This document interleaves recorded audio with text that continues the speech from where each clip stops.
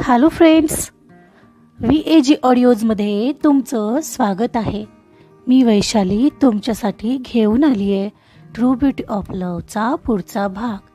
चला सुरुवात करूया. ट्रू ब्युटी ऑफ लव्ह भाग 85. ठरल्याप्रमाणे ऑफिस सुटल्यावर मीरा आणि सिद्धार्थ त्यांच्या घरी जायला निघाले. सिद्धार्थने मीराला काही सांगितलंच नव्हतं. तो नक्की काय करणार आहे याची अर्थातच तिलाही काही कल्पना नव्हती आणि त्यामुळे घरी जाईपर्यंत तिला चांगलंच टेन्शन आलेलं. एक क्षणाला दोघंही उतरून घरी आले.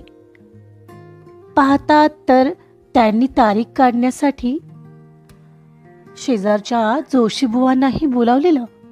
चहा पाण्याचं चालू होतं. अरे आलात, बरं झालं, कधीची वाट पाहत होतो. बसा बसा पटकन. हे बघ सिद्धार्थ, या काकांनी 2-3 तारखा काढल्या आहेत. या महिन्यातील एक आहे आणि पुढच्या महिन्यातल्या 2. सांगा तुम्हाला कोणत्या ठीक वाटत आहेत. हातातली डायरी सिद्धार्थच्या हातात देत त्याचे बाबा बोलले. सिद्धार्थनेही मुकपणे ती हातात घेत मीराकडे एक वेळ पाहिलं आणि डायरीमध्ये पाहू लागला. डायरीमधली डेट पाहून त्याने मीराच्या समोर डायरी केली. दोघांच्याही नजरेत प्रश्नार्थक भाव होते. अरे काय, किती विचार करताय दोघंही, सांगा ना आता, सिद्धार्थची आई म्हणाली. तसं सिद्धार्थने ती डायरी घेतली आणि सुस्कारा सोडत मिटली. आई बाबा, मला तुमच्याशी थोडं बोलायचंय. इनफॅक्ट मीरा तुझ्याशीही बोलायचंय. सिद्धार्थ असं काही बोलला आणि सगळ्यांचे चेहरे सिद्धार्थच्या दिशेने वळले. त्याला नक्की काय म्हणायचंय हेच कळत नव्हतं कोणालाही, अगदी मीराला सुद्धा. काय बोलायचंय तुला सिद्धार्थ, बोल ना. हो, जे काय आहे ते आता बोलू शकतोस तू, आम्हाला काही प्रॉब्लेम नाही, मीराचे बाबा हसत म्हणाले. सिद्धार्थने डोळे मिटले आणि मनाची तयारी करू लागला. अर्थात आता जे तो बोलायला जाणार होता ते ऐकून त्याच्या आई बाबा निश्चितच नाराज झाले असते. सोबतच मीराचे आई बाबा सुद्धा नाराज झाले असते.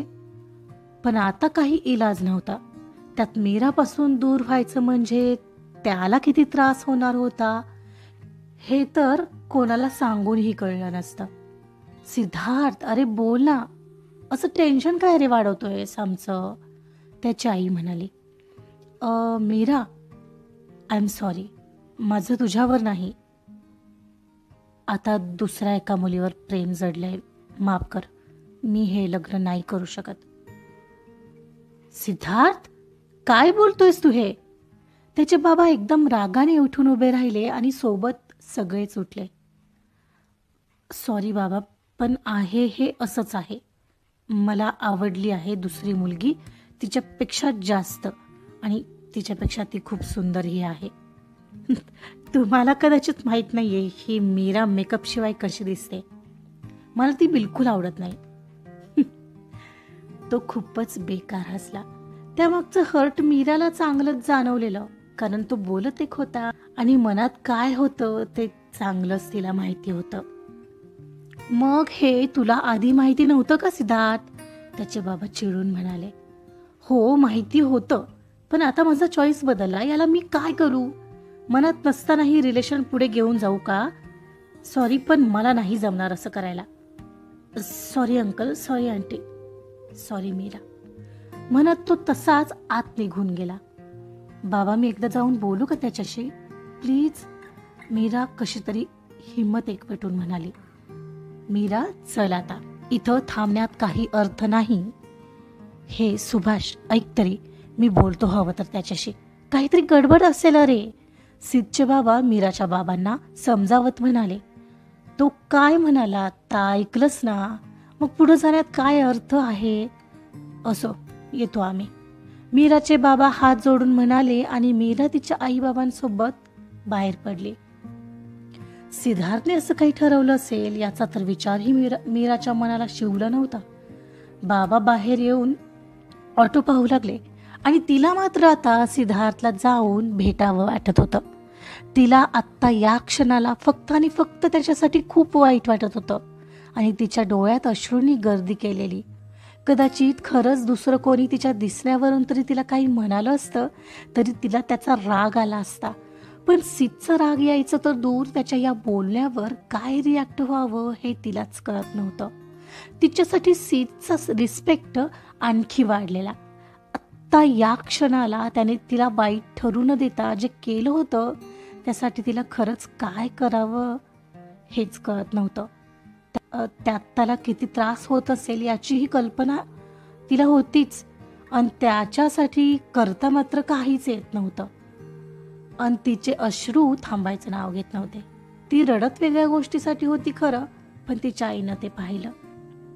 मीरा, लक्ष नको देऊ त्याच्याकडे. तू रडू नको अगं, तू काहीही वाईट नाहीस. कोणाचं काही ऐकत जाऊ नकोस बरं. आणि खरं तर सिद्धार्थ असं बोलला, मला खरं तर आवडलंच नाहीये. मला अजिबात अपेक्षा नव्हती याची त्याच्याकडून. चला ऑटोमध्ये बसा, बाबा म्हणाले. ऑटो आली होती. अहो बघा ना, ही रडते. आता हिला कसं समजावू मी? मीरा, रडू नकोस. तुझ्यासाठी त्याच्याही पेक्षा चांगला मुलगा बघेन. पश्चाताप होईल त्याला, बघच तू. मनात मीराला वाटत होतं, कोणाला नक्की पश्चाताप होईल हे फक्त मला माहिती आहे. एक वेळ त्याच्यासारखा मुलगा मित्र म्हणून मिळाला नसता तर मला पश्चाताप नक्कीच झाला असता. उलट त्याच्यासारखा मित्र इतका चांगला असेल तर नवरा म्हणून तो अगदी बेस्ट राहील कोणत्याही मुलीसाठी. पण मी त्याला नाही ना कधी त्या दृष्टीनं पाहिलं आहे. मीरा डोळे पुसतच ऑटोमध्ये बसली. पाठोपाठ आई आणि बाबाही बसले. आणि हो मीरा, बस झालं. आता त्याच्यासोबत कामही नाही करायचं असतो. तू जॉब बघ, नाही तर स्वतःचं ऑफिस स्टार्ट कर. हवं तर मी मदत करतो, बाबा म्हणत होते. पण बाबा हो, आता कुठं आमचं ऑफिस जम धरू लागलेलं. अगं एवढं होऊन सुद्धा तुला अजूनही त्याच्यासोबत काम करायचंय? अहो म्हणजे मला एकदा बोलू तर द्या त्याच्याशी. आणि त्याला दुसरं कोणी आवडत आहे तर ठीक आहे ना. त्याने लग्नाआधी सांगितलं तरी. नंतर कळण्यापेक्षा आधी सांगितलं यावरून तो कसा आहे हे तर कळतंय. मीरा, तू साधी आहेस म्हणून तुला कळत नसेल आणि सगळं जग चांगलं वाटत असेल. पण मला एक कळत नाही. एवढंच होतं तर काल रात्री तू त्याच्यासोबत कुठं गेली होतीस? डिनरला इतका वेळ लागतो? रात्री 11:30 झाले होते तुला घरी यायला. मी एका शब्दाने विचारलं नाही का तर तुमच्या दोघांचं लग्न होणार होतं. आणि आता कळतं की त्याला दुसरंच कोणी आवडतंय. काल रात्री तर तो हे सुद्धा बोलला होता की त्याला लग्नाला काहीच प्रॉब्लेम नाही. मग एका रात्रीत असं काय झालं? तेच सगळं मला बोलायचंय त्याच्याशी बाबा. मीरा, मला काहीतरी नक्कीच गडबड वाटतंय. मला सांग, नेमकी तू काल कुठं गेली होतीस? अहो आता ऑटोमध्येच काय तिला विचारताय? घरी गेल्यावर बोलूया ना, आई मध्येच म्हणाली. मीरा, जे काय असेल ते घरी गेल्यावर मला सगळं कळायला हवंय. पुन्हा मला कळालं तुझंच बाहेर काही आहे तर माझ्या इतकं कोणी वाईट नसेल. अहो काही काय बोलताय? असं काही कसं असेल तिचं? आपली मीरा तशी नाहीये हो, आई म्हणाली. आणि आता आईचा हा विश्वास दाखवणं पाहून मीराला मात्र टेन्शन आलेलं. बापरे, आता माझंच काही खरं दिसत नाही. पण लपवायचं तरी किती दिवस? कधी ना कधीतरी सांगावं लागेल. आता काय करायचं? बाबांना घरी गेल्यावर शांतनूबद्दल सांगावं की आत्ताच नको? पण मग काहीतरी सांगावं तर लागेल त्यांना. त्यांनी पकडलंय मला काल रात्री लेट झालं होतं हेही माहिती आहे त्यांना. यार, शांतनूबद्दल सांगूनही टाकलं असतं, पण त्याला जॉब पण नाहीये ना. काय करू मी आता? आज शांतनूचं काय झालंय काय माहीत. त्याचं काम झालं असेल तर फार बरं होईल. घरी गेल्यावर पहिला त्याला कॉल करते. मीराला घरी जाईपर्यंत बिलकुल चैन नव्हतं. सीतसोबतही बोलायचं होतं आणि शांतनूसोबतही. पण सध्या दोघांनाही साधा मेसेजही करता येत नव्हता. इकडे सीत त्याच्या बेडरूममध्ये निघून गेला होता. मीराची फॅमिली निघून गेली तशी त्याची आई त्याच्या पाठोपाठ बेडरूममध्ये निघून आली. पाहते तर तो खिडकीजवळ स्थिर उभा होता. सीत, हे सगळं काय होतं? असं का वागलास? हे शिकवलं का तुला आम्ही? का त्या बिचाऱ्या मीराला दुखावलंस? आईने त्याच्या खांद्यावर हात ठेवत विचारलं तसा तो वळला आणि डायरेक्ट आईला बिलगला. तो चक्क रडत होता. सिद्ध, अरे काय झालं? तू रडतो का आहेस? मला सांगशील का काय झालं? असं का बोललास मग मगाशी? आई, माझा नाईलाज होता ग.